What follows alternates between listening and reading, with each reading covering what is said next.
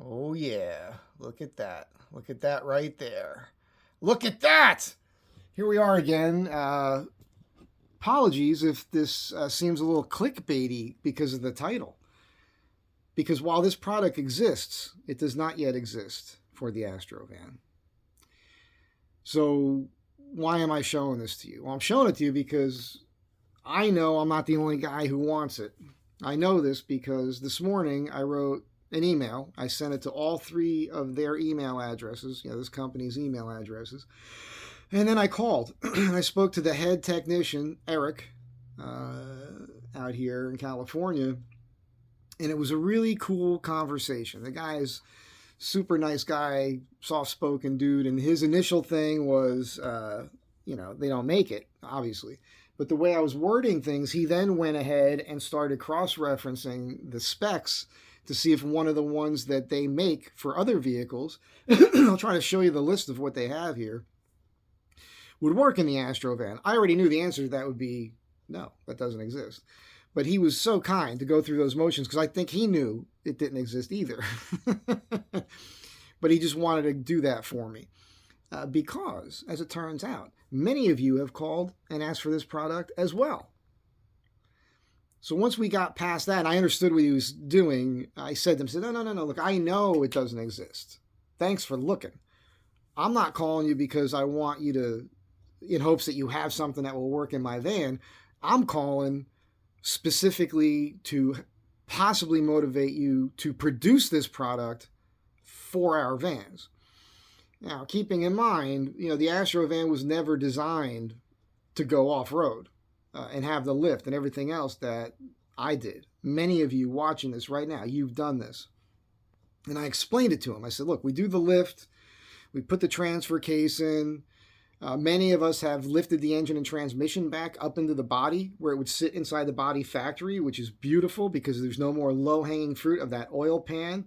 Many people out there, a friend of mine, Dave, you guys know, he blew his oil pan out in the Mojave Desert.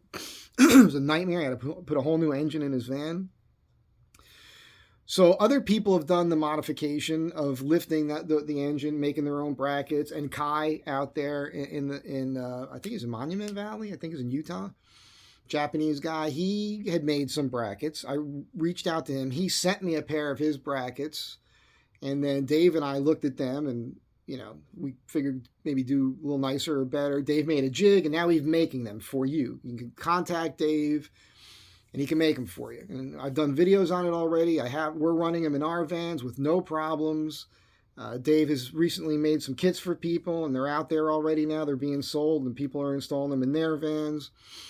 And, in combination with everything else, you want to get the index keys that go in that cross member, which, by the way, if you're watching, you are watching. You watch me talk right now. It's a silly thing to say. I shouldn't have put it that way. If anybody has an extra cross member, I think Dave has a second gen. I don't know if they're different, but Dave wants an extra cross member that he could play with because he wants to flip things around and try to re-engineer the torsion key system. Putting that aside, you can get different torsion keys that are re-indexed so you can crank more height out of the front end. All right, so all this is great for off-road. The problem is the CV axles that are available are all factory spec.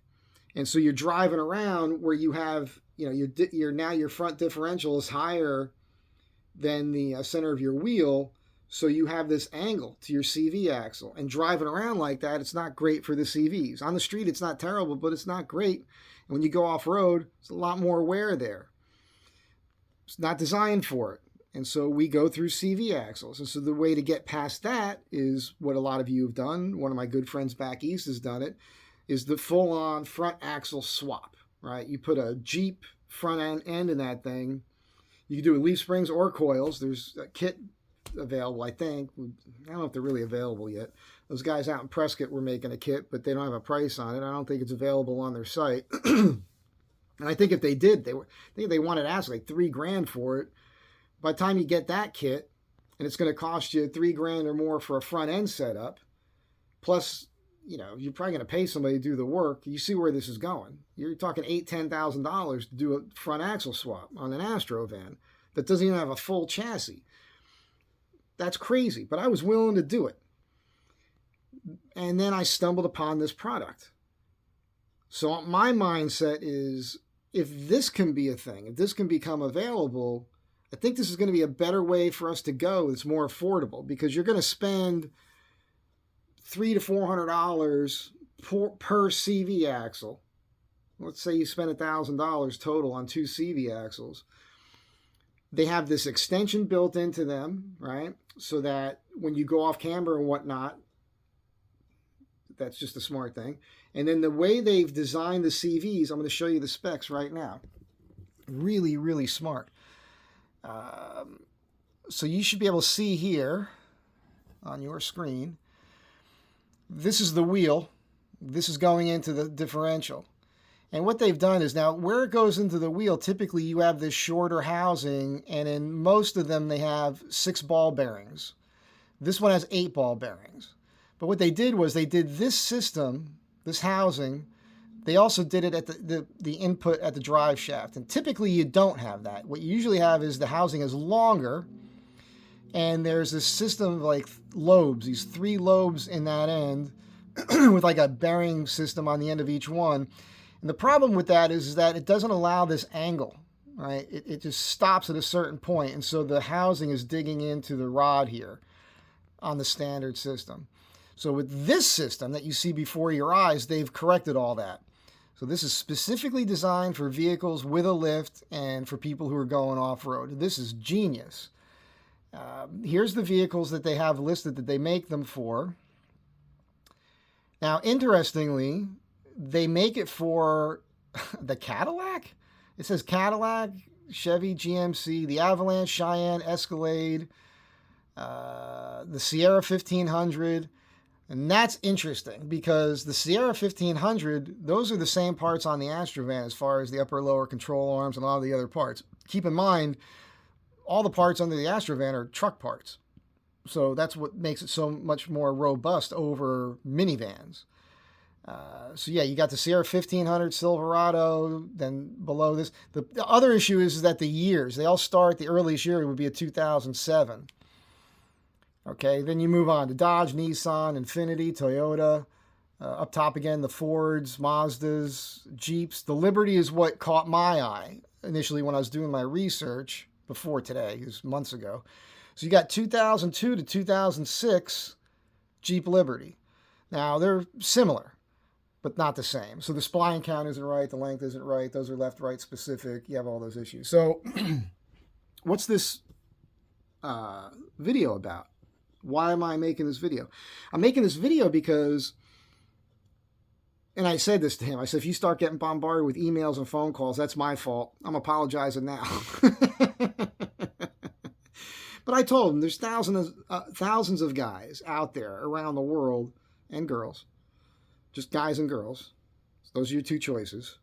Around the world that have this vehicle, that have done the lift, that have turned it into 4x4, that are taking it out there. So if all of you could watch this video and this motivates you, I'm going to put their links here. And what I want you to do, and I'll show you the other website page here real quick. This way you can screenshot this if you want to. Here's their corporate offices here, their address, and the phone numbers and the emails. I sent my email to all 3 of these.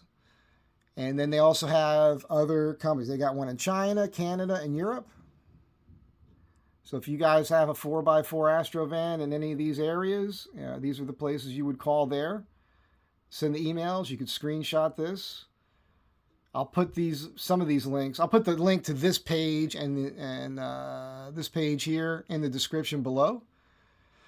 I think I'll also include the full email I sent to them. The text right here in the description under this video for you. So you can see how I worded it. You can put it into your own words. But I think if enough of you email them with this suggestion and you make the phone calls, we might be able to motivate them to make this product for us. And at least you prove me right, because I said to him, I said, I really think there's a market for it. He agreed with me because he's getting phone calls all the time from people looking for this CV axle to put in their lifted 4x4 Astro van. Now, I think usually after talking to him, it seemed like that's the way the conversation goes is he says, well, we make it for all these other vehicles. It's not available for your vehicle. And I've just checked, and none of these will fit in your vehicle. And that's usually the end. And people just probably say, well, thank you for looking, and hang up the phone. And they think that that's the end of it. Typically, that would be the end of it. But I don't take no for an answer. So if we can convince them through numbers that it's worth it to them, it's not a one-off thing just for my vehicle. If we can convince them that there's enough of you out there who are willing to purchase this item, this product, these extended travel, constant velocity drive axles, then, hey man, maybe they'll make them. And how cool would that be? And then you could say you were a part of that. And that's pretty neat. It reminds me of when I spent 5 years working with this artist, this political artist, street artist, conservative street artist, goes by the name of Sabo. And leading up to that, I was, the whole politics thing, I was following everything, and I was upset about stuff. But you know what? I didn't like talking about it too much because there was nothing I could do about it. I wasn't doing anything about it. I wasn't going out there trying to make any kind of change. What's the point of bitching about it? And for 5 years, I did something about it. For 5 years, I climbed billboards at 3 o'clock in the morning, 4 o'clock in the morning, changing billboards around. We changed Once Upon a Time in Hollywood to Once Upon a Time in Pedowood. We did the Al Franken billboard with him reaching out, that cropped picture, of him from the USO. I think he was like in a C-130. There was a girl asleep, and he was like reaching out to grab her boobs as a joke. Well, we took that and blew it up and put that on a thing, and he resigned the next day. So I'm just saying, if you want to try to make something happen, you can make it happen. You just got to do it. And it wouldn't be a bad thing for them. I think it would be worth it. I think, if they're making them for a Jeep Liberty now that was last made in 2006, so I'm looking here. They've got stuff as early as 1995. They got the Ford, Mazda B3000, B4000, Explorer Sport, 1995 to 2005. So they're making them now for vehicles as old as 1995. So that's telling me we can maybe get them to make it for our vehicles. So at least the second gen and third gen, right? I think that would pretty much cover us.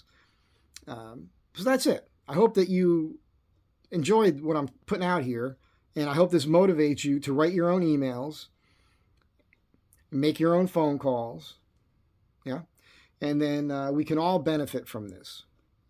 It's not just about me. That's it. Have a great day. Be good to one another. Have fun out there. I'll catch you all in the next one.